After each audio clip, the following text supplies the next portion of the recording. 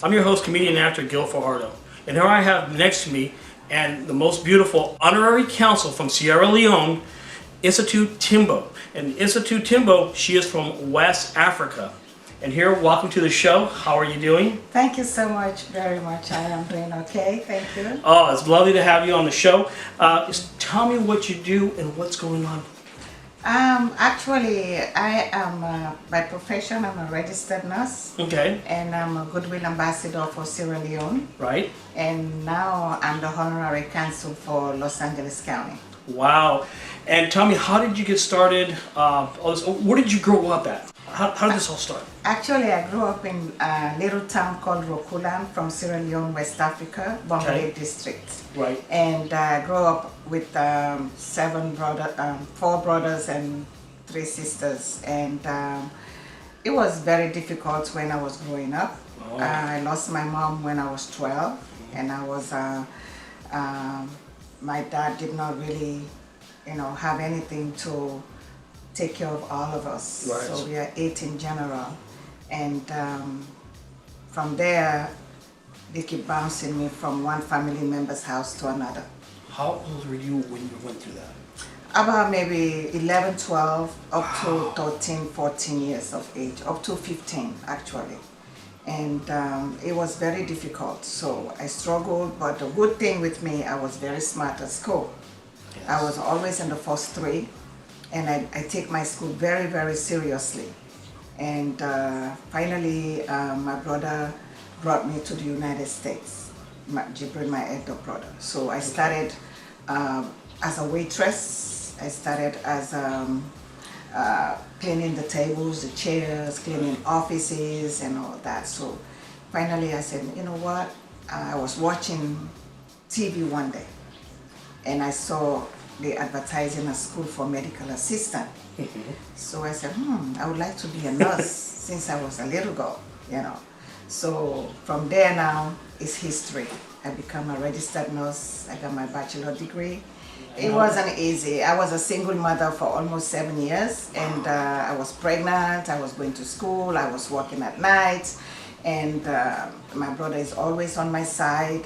He's the one that encouraged me, boost me up with all the suffering that I was going through. Right. So finally I met my husband, then we had another child. I have 2 girls, and unfortunately he passed away with lymphoma. And 7 years ago, so I've been struggling all my life. But one thing I have to say, I have to give it to him because he's the one that really, really motivated me to go to university. He's the backbone of you. Yes, and I loved him so much, and he said one thing to me: if you don't have your nursing degree, I'm not gonna marry you. I said, bam, that's it. So I went to school, I got my degree, I said, here. Now here, marry me, So when I went to Sierra Leone after the war, I went to visit some of the hospitals. I saw patients lying down on the floor. They don't have hospital beds, they don't have commodes, they don't have anything. So that really, really, captured my heart. I saw a lady by the curb of the hospital door, 9 months pregnant, bleeding. And she doesn't have $150 to do the cesarean. Right. So I said, you know what? Let's go. I put my money, $200. I paid the doctors, the nurses, and we took her in. And they did the cesarean. She delivered her baby boy and all that, and I left. So when I came back, it tormented me all the time. So I called the first lady, Sierra Leone, and I told her that I want to start bringing some equipments, medical equipments to Africa. So I go to swap meets, I do fundraisings, I buy from my own money, I do everything I can to send the equipment. So I send like 9 40-foot containers for the period of 10 years.